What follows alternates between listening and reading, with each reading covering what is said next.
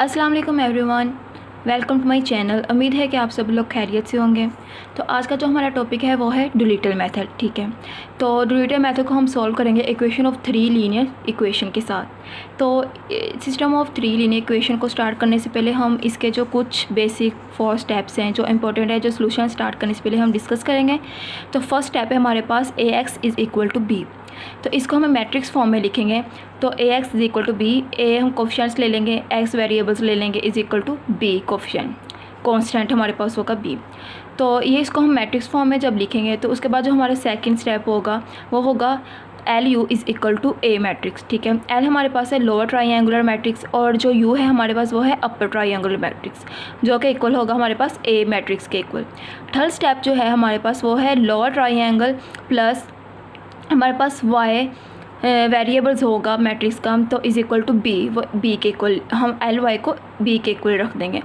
Four जो हमारा step है वो है U में इसके अपर ट्राइंगुलर मैट्रिक्स, इसको हम X जो हमारे पास X वेरिएबल्स हैं इसके साथ मल्टीप्लाई करवा के इसको इज इक्वल टू रख देंगे। जो हमारे पास LY is equal to B की जो वेरिएबल्स की जो वैल्यूज़ आएंगे हमारे पास उसके इक्वल रख देंगे। ठीक है, तो सोल्यूशन स्टार्ट करते हैं हम। सबसे पहले हमने इसको मैट्रिक्स फॉर्म में, इस इक्वेशन को मैट्रिक्स फॉर्म में हमने कन्वर्ट कर लिया। तो ये आ गया हमारे पास 3 1 -1 2 -8 +1। ठीक है, ये आ गया 1 -2 9। तो ये हमारे पास A की मैट्रिक्स बन गई। तो नेक्स्ट हमारे पास जो हमने X के वेरिएबल्स लेने, तो X Y Z हमने वेरिएबल्स ले लिए। तो B के इक्वल रखा है, तो B हमारे पास ये कांस्टेंट वैल्यूज़ हैं 3 -5 8। ठीक है, ये रख दी। तो अब डुलिटल मेथड यूज़ करेंगे। तो हम फर्स्ट जो था हमारा स्टेप वो था हमारा कंप्लीट हो गया। सेकेंड स्टेप की तरफ चलते हैं। वो हमारे पास क्या था, लोअर ट्राइंगुलर और अपर ट्राइंगुलर किसके इक्वल है, A मैट्रिक्स के इक्वल। तो हमने LU is equal to A। तो L की जो मैट्रिक्स हैं वो हमारे पास होती हैं लोअर ट्राइंगल। ठीक है, उसे हम लिखेंगे, वो हमारे पास जो होती हैं लोअर ट्राइंगुलर मैट्रिक्स, उसके जो डायगोनल्स में आते हैं वो 1 1 आ जाएगा डायगोनल्स में यहाँ पे, क्योंकि ये लोअर ट्राइंगल है इसलिए यहाँ पे 0 0 0 आ जाएगा। यहाँ पे अगर आप ना कोई भी मतलब कि A B C कुछ भी ले सकते हैं। मैं यहाँ पे L21 ले रही हूँ, L31 एंड L32।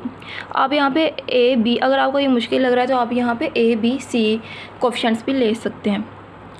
तो ये हो गया लोअर ट्राइंगुलर मैट्रिक्स। ठीक है, अपर ट्राइंगुलर मैट्रिक्स में हम, क्योंकि ये अपर ट्राइंगुलर मैट्रिक्स है इसलिए हम यहाँ पे 0 0 एंड 0 लेंगे। यहाँ पे आप कोई भी वैल्यूज़ ले सकते हैं, जैसे मैंने U1 U1 2 1 3 2 2 एंड 2 3 3 3 लिए। तो आप यहाँ पे A B C D E F भी ले सकते हैं।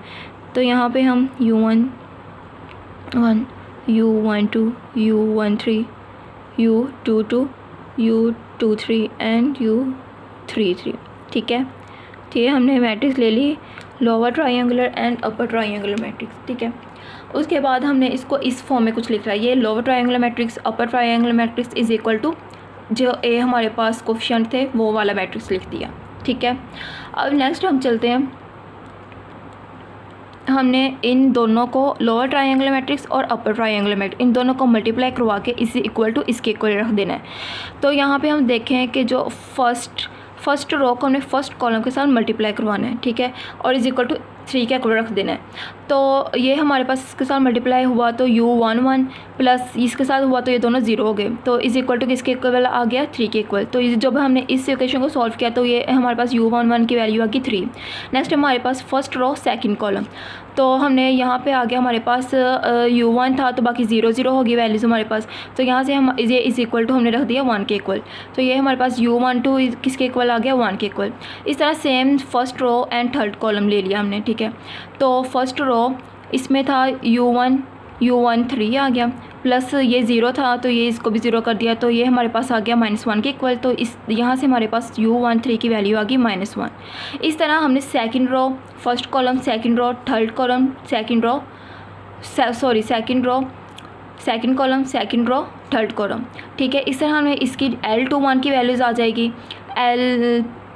यहाँ से 1 U2 की वैल्यू आ जाएगी, यहाँ से U2 3 की वैल्यू आ जाएगी, ठीक है। इस तरह फिर हम यहाँ पे L जो हमारे पास रो थर्ड होगी उसको हमने कॉलम 1 के साथ मल्टीप्लाई करवाना है, रो 3 को हमने कॉलम 2 के साथ मल्टीप्लाई करवाना है एंड कॉलम 3 को हमने रो 3 को हमने कॉलम 3 के साथ मल्टीप्लाई करवाना है। तो इसी तरह हम इसको A मैट्रिक्स के इक्वल रखते जाएंगे और इसकी वैल्यूज़ निकालते जाएंगे। जब हमारे पास U11 U12 U13 U22 ये कोफिशिएंट्स की वैल्यूज़ जब हमारे पास निकल आएंगी तो देन हमारे पास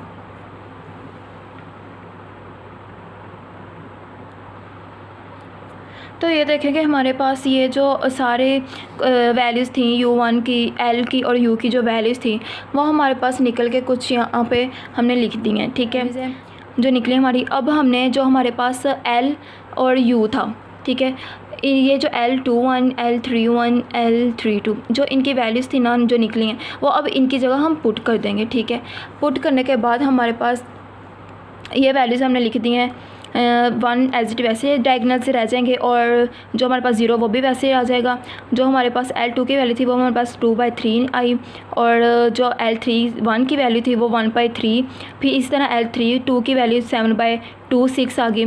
तो हम यहाँ पे U की वैल्यूज़ जब हम निकाली थी तो वो हम यहाँ पे हम जब पुट करेंगे U मैट्रिक्स के अंदर तो हमारे पास आ जाएगा U11 की 3, इस तरह 1 -1 -2 26/3 5/3 231/26, ठीक है।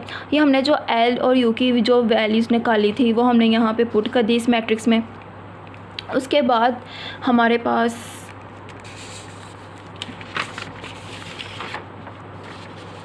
जो हमारे पास ये सेकंड स्टेप था L U = A, इसके साथ हमारा ये सेकंड स्टेप भी कवर हो गया।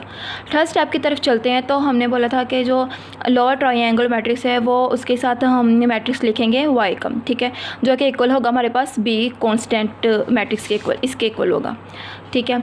तो हम यहाँ पे देखते हैं कि Ly = B। L की जो हमने वैल्यूज़ यहाँ से निकालनी थी वो हमने जब L में पुट की थी L मैट्रिक्स में, तो ये जो L मैट्रिक्स हमारे पास बना है इसको हम लिखेंगे यहाँ पे और इसके साथ हम y के जो वेरिएबल्स थे वो लिख दिए, y1 y2 y3 and B के जो कांस्टेंट मैट्रिक्स था वो हमने लिख दिया, ठीक है। अब इसी तरह जो फर्स्ट रो है उसको हमने यहाँ पे 1 था तो इसको y1 के साथ मल्टीप्लाई करवाया तो ये 2 0 हो गए, ठीक है। तो इसको इक्वल रख दिया हमने 3 के इक्वल, ठीक है। तो ये आ गया हमारे पास यहाँ पे y1 की वैल्यू आ गई 3। इस तरह हमने जो सेकंड रो थी 2/3 y1, ये देखें 2/3 y1 प्लस y2 आ गया, यहाँ पे 0 था तो यहाँ पे y3 नहीं आएगा तो इसको इक्वल टू रख दिया हमने -5 के इक्वल। तो यहाँ पे जब हमने इसको सॉल्व किया तो हमारे पास y2 की वैल्यू आ गई -7।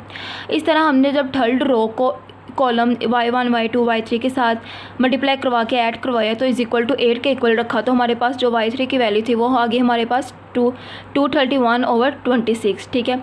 इसके साथ हमारा जो Ly = B इसकी वैल्यू आ गई, इसकी वैल्यूज़ भी निकल आई हैं। तो हमारे पास जो था स्टेप 3 वो भी कंप्लीट हो गया। स्टेप 4 की तरफ चलते हैं। तो हमारे पास जो अपर ट्रायंगुलर मैट्रिक्स हैं इसको हमने मल्टीप्लाई करवाना है x वेरिएबल्स के साथ जो कि इक्वल होंगे हमारे पास जो हमने y की वैल्यूज निकाली हैं y1 y2 y3 इसके इक्वल रख देंगे, ठीक है।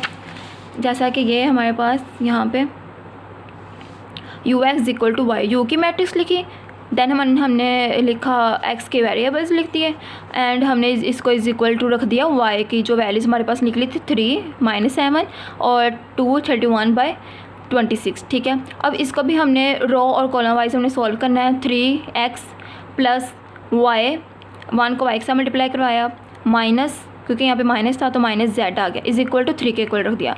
सेकंड रो की तरफ देखें तो यहाँ पे 0 था तो इसलिए हम 0 की x की वैल्यू नहीं लिखेंगे, x हमारे 0 हो जाएगा।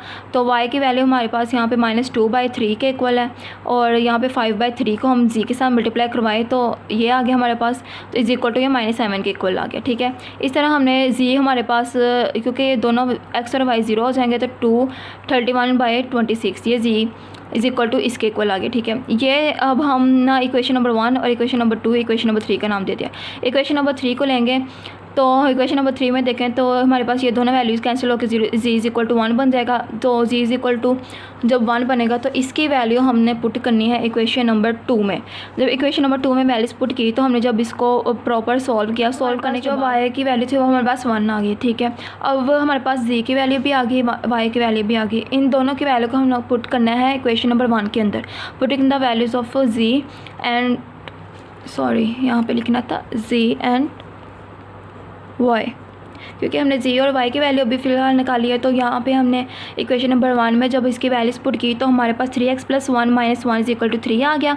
तो 1 से कैंसिल हो गया, 3x = 3, तो 3 भी कैंसिल हो गया। तो यहाँ पे हमारे पास x = 1 आ गया। अब अगर हम देखें कि हम अगर देखना चाहें कि हमारी वैल्यू जी ये जो क्वेश्चन हमने सॉल्व किया है ये ठीक है अभी कि नहीं, तो हमारे पास x, z और y की वैल्यूज़ तो हमारे पास निकल आई हैं। तो हमारे पास जो क्वेश्चन था, अगर हम इस इक्वेशन इन तीनों में से किसी भी इक्वेशन में हम x, y, z की वैल्यूज़ पुट कर दें तो हमारे पास अगर इज़ इक्वल टू 3 के इक्वल आ गया, इज़ इक्वल टू -5 8 के इक्वल आ गया, तो इट्स मीन हमारा क्वेश्चन ठीक है। तो हम पुट करके भी देख लेते हैं values.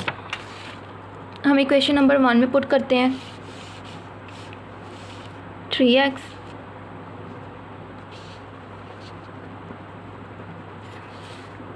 + y - z is equal to 3। तो 3x की वैल्यू हमारे पास क्या आई थी, 1 पुट कर दी। y की वैल्यू हमारे पास भी 1 आई थी, 1 पुट कर दी, माइनस z की वैल्यू आई 1 इज़ इक्वल टू 3। तो यहाँ से आ गया 3 + 1 - 1 इज़ इक्वल टू 3। तो ये कैंसिल हो गया, तो ये आ गया 3 इज़ इक्वल टू 3। तो इट्स मीन हमारा ये क्वेश्चन बिल्कुल ठीक है। तो इस तरह से आप अपना डिलीटल मेथड जो है वो सॉल्व कर सकते हैं। एक बार हम रिवाइज़ कर लेते हैं। डिलीटल मेथड को सॉल्व करने से पहले हम ये 4 जो स्टेप्स हैं इसको हम कवर करेंगे। तो सबसे पहले हमने AX is equal to B ये मैट्रिक्स बनाई। उसके बाद हमने L और U दो मैट्रिक्स लिए, लोअर बाउंड और एंड अपर बाउंड, इसको हमने A मैट्रिक्स के इक्वल रख दिया। देन हमने पहले लोअर ट्रायंगुलर लेना है और यहाँ साथ में हमने कोई वेरिएबल y ले लेना है, ठीक है। इसको हमने इज़ इक्वल टू B जो कांस्टेंट वेरिएबल्स होंगे हमारे पास इक्वेशन से जो हमने लिए हैं वो उसके इक्वल रख देना है।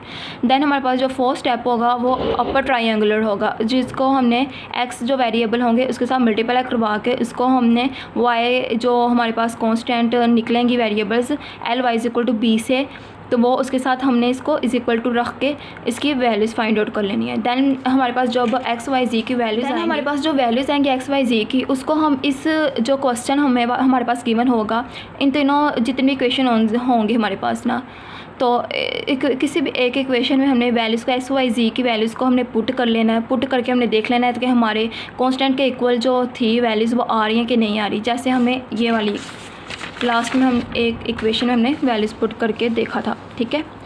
तो ये हमारे पास 3 इक्वल आ रहा है 3 के इक्वल, ठीक है। तो इस तरह हमारा ये डिलीटल मेथड।